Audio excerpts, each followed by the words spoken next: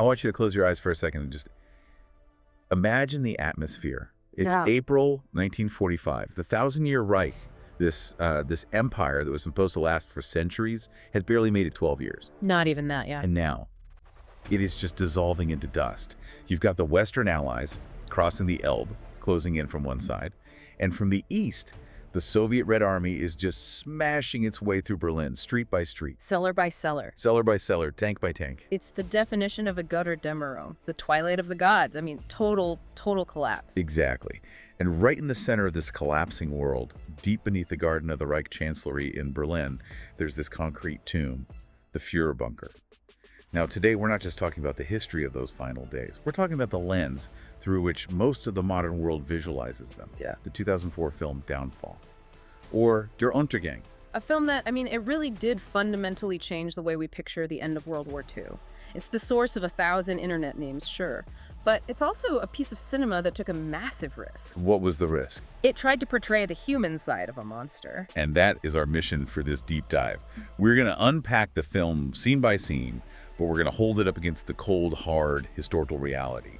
We have the memoirs of the people who are actually breathing that stale, diesel-filled air people like Traudl Junge, Hitler's secretary. And Rokas Mish, his bodyguard. Yes. We want to know, where did the movie take dramatic license? Yeah. Where did it, condense the timeline? And where? Where did it get things terrifyingly right? And I think you'll find that in many cases, the reality was actually even stranger and darker than the script. Let's start right at the entry point then, the character of Traudl Junge. The movie really uses her as our avatar. She's the innocent eye witnessing all this horror. The film opens in a way that feels, well, it feels almost like a dark fairy tale. It's night, deep in the East Prussian forest at the Wolf's Lair. And you see these 5 young women being marched through the trees to meet the Führer. It's a very moody opening. It establishes this whole idea of fate. Traudl is chosen, seemingly by luck, to be Hitler's secretary. It feels very immediate, very random. Right. She walks in, she's nervous, Hitler's surprisingly soft-spoken, and boom, she gets the job. Feels like she just walked in off the street. But if we look at the records, was it really that simple? Not quite. The movie is, it's streamlining for narrative efficiency there. In reality, this wasn't a walk-in off the street situation at all. There were 10 candidates brought in from the Chancellery in Berlin, not 5. 10? Wow. 10. And they didn't just line up and get picked instantly. They spent time waiting at the Wolf's Lair. It was a whole vetting process. So it wasn't just blind luck. Well, there was luck involved, sure, but there was also a specific preference at play that the movie just glosses over. Hitler had a type. Yeah. He historically preferred women from Munich. The Bavarian connection. Exactly. We see this with Eva Braun as well. Traudl was chosen first primarily because she had that connection to Munich. It wasn't just that she had a kind face. She represented a specific comfort zone, a reminder of the early days of the party. She was, a piece of home. That makes a lot of sense. He's surrounding himself with familiarity as the walls are closing in. Now, the movie also has this incredibly tense moment during the dictation test. She's typing, her hands are shaking, she's making typos, and you, as the viewer, you expect Hitler to just explode. Because he's Hitler. Right. You're waiting for the screaming. It's what you expect. But he doesn't. He gives her a second chance. He's patient. He says, try again. That scene is absolutely crucial for the film's whole thesis, showing the cognitive dissonance of the kind monster. Yeah. But the reality had a funny little interruption that the movie skips. Oh, really? Yeah. In real life, Traudl did struggle with the typewriter because of nerves. But she wasn't just saved by Hitler's patience. She was saved because Walter Huell, a diplomat and friend of Hitler, actually interrupted the session. So the tension was broken by a third party. Precisely. That interruption gave her a moment to catch up and compose herself. The movie cuts the diplomat entirely to focus purely on the psychological interplay between Hitler and Traudl. It wants you to feel that confusion immediately. How can this man, who is so polite to his secretary, be responsible for the destruction of Europe? It establishes the core dissonance that carries us forward to April 1945.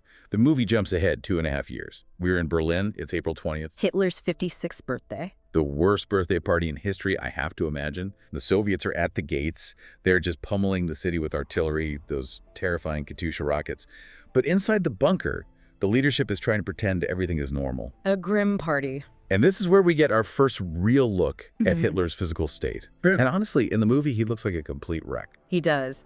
And Bruno Ganz, the actor, He did his homework. That portrayal is historically spot on. He portrays this trembling left hand that he's constantly trying to hide behind his back. Right. That comes directly from eyewitness accounts. So is that just stress?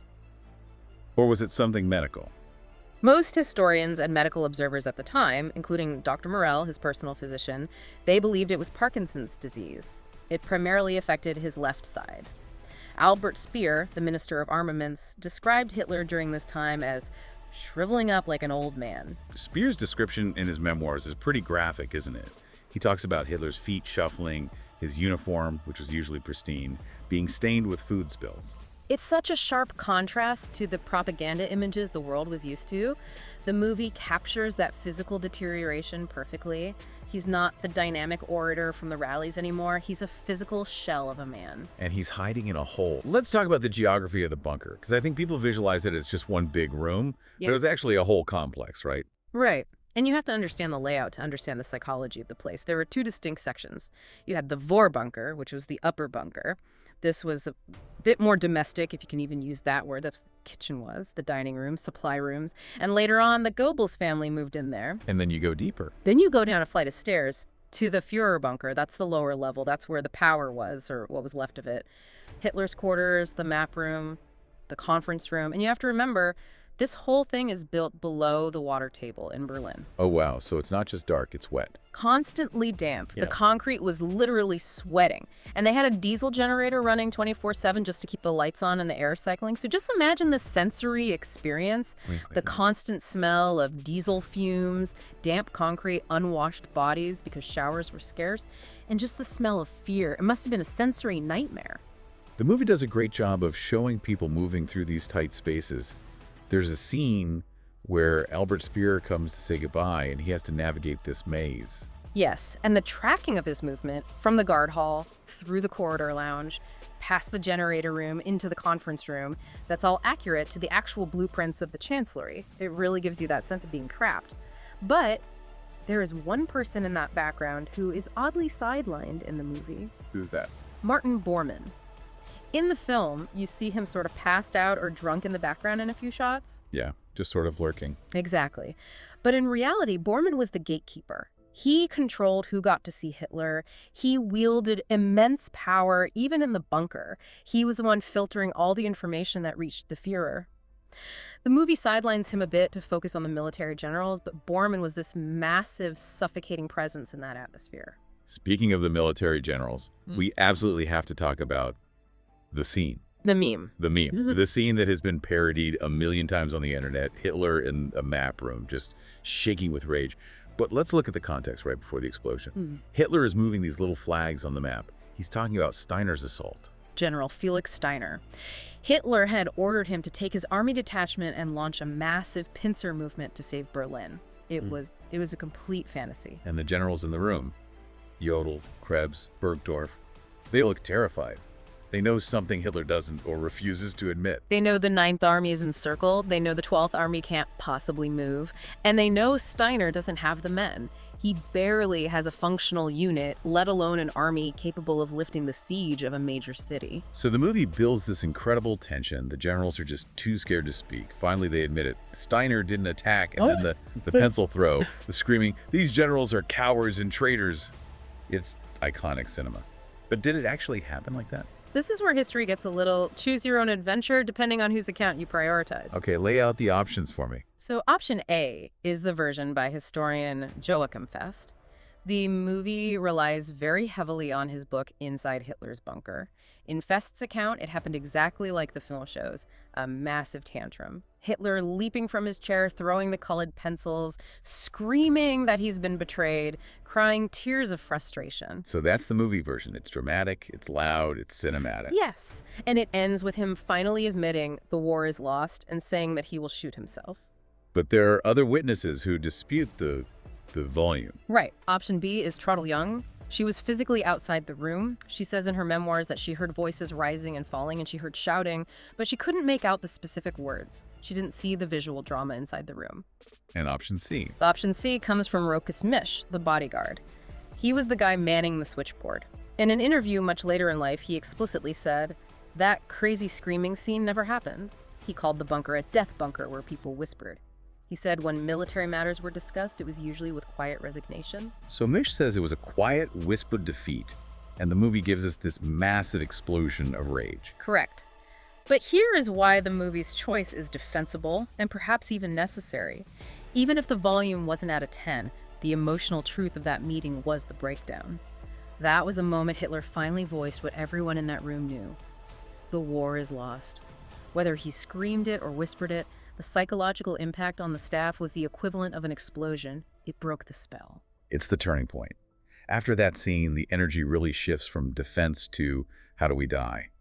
But there's another layer to Hitler's rage in the film that is so chilling. It's his attitude toward the German people. The scorched earth policy, the Nero decree. Yeah. He basically says that if the war is lost, the German people should perish because they were too weak. They failed him. It perfectly captures his extreme narcissism. I mean, he didn't see himself as serving the state. He saw the state as raw material for his vision. If they couldn't win, in his mind, they didn't deserve to exist. The movie illustrates this tragedy through a fictional subplot involving a boy named Peter Krantz. Right, the Hitler Youth kid. He starts out so fanatical. He's out there destroying tanks with a Panzerfaust. But as the movie goes on, we just see his world fall apart. He is a composite character, and he represents the disillusionment of the entire German populace. He goes from being awarded a medal by Hitler, which really did happen, to boys that age in the Chancellery Garden, to finding his parents dead in their home, having committed suicide. He represents the futility. He realizes that the man he's fighting for, that man screaming in the bunker, doesn't care if he lives or dies. And while Hitler is giving up on the people, his inner circle is starting to give up on him. The movie depicts this cascade of betrayals. First, you have Goering. Hermann Goering, the head of the Luftwaffe, he's down in Bavaria, safe, and he sends a telegram. In the movie, Bormann reads it, and he frames it like a coup. He says Goering is trying to seize power, and Hitler just goes nuts. In reality, Hitler's reaction was a bit more delayed. He was initially quite calm, almost resigned. But Bormann, who absolutely hated Goering, just kept dripping poison in his ear. Then a second telegram came from Goering, slightly more demanding, and that's when the rage really took over. The movie condenses it for pacing, but the result is the same. Hitler feels the rats are fleeing the sinking ship. But the biggest blow has to be Himmler. Their true Heinrich, the loyal Heinrich. Oh, that hurt him the most. Himmler was the true believer, the head of the SS, the architect of the Holocaust. When news comes through a British broadcast that Himmler is trying to negotiate a surrender via a Swedish diplomat, Count Bernadotte, that just broke Hitler. It's interesting because you see Hitler shift from anger to just heartbreak. He can't believe it. And this paranoia leads to one of the more brutal subplots, the death of Hermann Fegelein. Fegelein was Himmler's liaison in the bunker. He was also Eva Braun's brother-in-law. He was married to her sister, Gretel. So he's family, essentially. Technically. But when Himmler's betrayal comes out, Fegelein is nowhere to be found. In the movie and in reality, he had deserted. He was found in his apartment in Berlin, changing into civilian clothes, preparing to flee with a mistress. The movie shows Eva Braun begging Hitler to spare him. She says, my sister's pregnant, please don't kill him. It's a powerful moment that emphasizes Hitler's coldness. He just ignores her plea. Duty, or his twisted version of it, comes before any sense of family. Now, historically, Fegelein was court-martialed and then shot. The movie has him shot immediately, skipping the formality of the court-martial, but the end result is accurate. He was executed in the Chancellery Garden, or a cellar nearby. It really highlights that no one was safe, not even the brother-in-law. Yeah. But amidst all this execution and betrayal, there's this bizarre love story playing out. Eva Braun. Eva Braun is fascinating here. She had been kept a secret from the German public for years. Hitler wanted to appear married to Germany. There's a scene where she kisses him. It's so awkward. He kisses her in the hallway, and everyone sort of looks away. That scene is almost certainly dramatized. Real-life accounts suggest there were basically zero public displays of affection. Their intimacy was very, very private. But the movie needs to show us their connection to make the suicide pact make any sense. And then the wedding. I mean, talk about a surreal image. The world is ending, the ceiling is shaking from bombs, and they are having a civil ceremony in the map room. It's grotesque and poignant at the same time. He marries her as a reward for her loyalty because she refused to leave when he ordered her to go. She signed the marriage certificate, Eva B. Then she crossed out the B and wrote Hitler. And shortly after the wedding, we get a scene that I think upsets people more than almost any of the human deaths. The dog. Blondie. The German Shepherd. Hitler loves this dog. Throughout the movie, you see him petting her, feeding her, but then he orders her to be killed. He wanted to test the cyanide capsules. He had received them from Himmler, and since Himmler had just turned traitor, Hitler feared the poison might be fake, that it might just drug him so the Soviets could capture him alive and put him in a cage in Moscow. So he tests it on the creature he seems to love most. The irony is just staggering. He shows more affection to that dog than to most of his generals, yet he kills her to save her from the Soviets. Now, a quick fact check on the timeline here. Yeah. In the movie, this happens quite late, almost right before his own death. In reality, Blondie was killed before Hitler sent his final telegrams asking about the armies. The movie switches the order to build the pacing toward the final suicides, but historically, the dog died first. And those telegrams are frantic. He's asking these impossible questions. Where is Wenck? Where's the Ninth Army? He's looking for phantom legions that don't exist. In the film, he asks 4 questions. In reality, it was 5, including a question about the location of Hull's spearheads. But the despair is identical. He is just shouting into the void, and the void is answering with artillery shells. And while he is shouting, there is a much quieter, much darker tragedy unfolding in the upper bunker.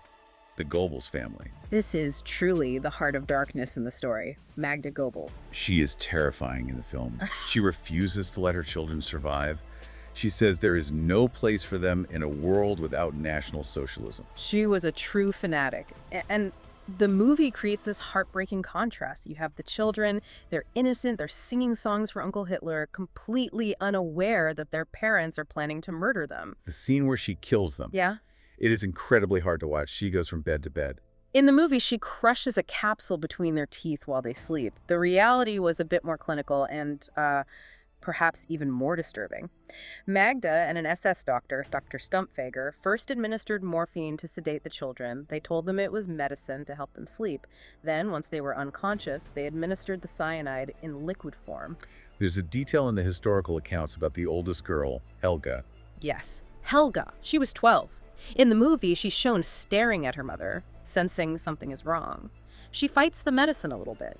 In reality, forensic evidence suggests Helga woke up, or she fought back before the sedative fully took hold. She had bruises on her face, her jaw was clenched, she struggled against the poison. That is just horrifying. It is. It shows the absolute depth of the ideology. A mother killing her own children because she believes life isn't worth living if her political party isn't in power. It's the ultimate indictment of Nazism. And where was Joseph Goebbels during this? The movie has him waiting outside the door looking tortured. In reality, he was in his own room in the Führer bunker. He wasn't pacing the hallway right outside. But Magda, after she killed 6 of her own children, eyewitnesses say she sat down and played a game of solitaire. Solitaire. Solitaire. It speaks to a complete and total psychological dissociation. She had done the unthinkable, and her mind just shut down. And eventually they commit suicide too. Yes, in the Chancellery Garden. Though, unlike the movie suggests, their bodies were not fully burned. They ran out of petrol. The Soviets found them. The images of their charred bodies are some of the most famous photos of the bunker aftermath. This brings us to the main event, April 30th, the end of Hitler. The final meal is spaghetti. Spaghetti with tomato sauce. Traudl Junge called it the banquet of death. It was completely surreal. He ate his pasta, discussing casual topics with his secretaries, and then went to say his goodbyes. The movie shows him shaking hands, very solemn.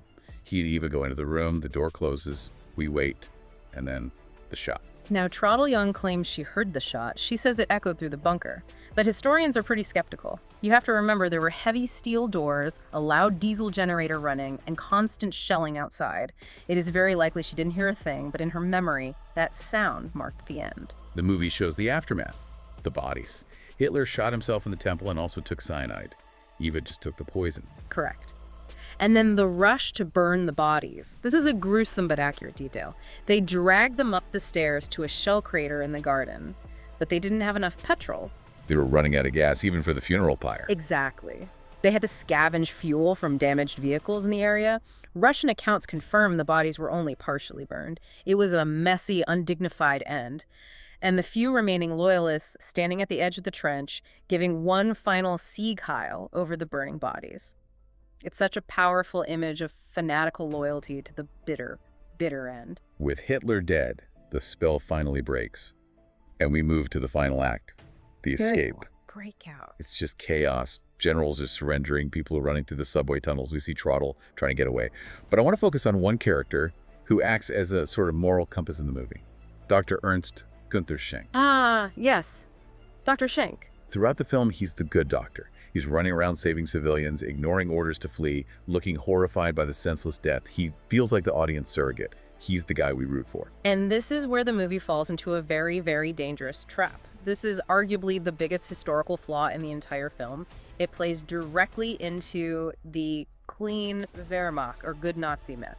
Unpack that for us. Who was the real Dr. Schenck? The real Ernst-Günther Schenck was a high-ranking SS officer. He wasn't just a combat medic trying to save lives in Berlin.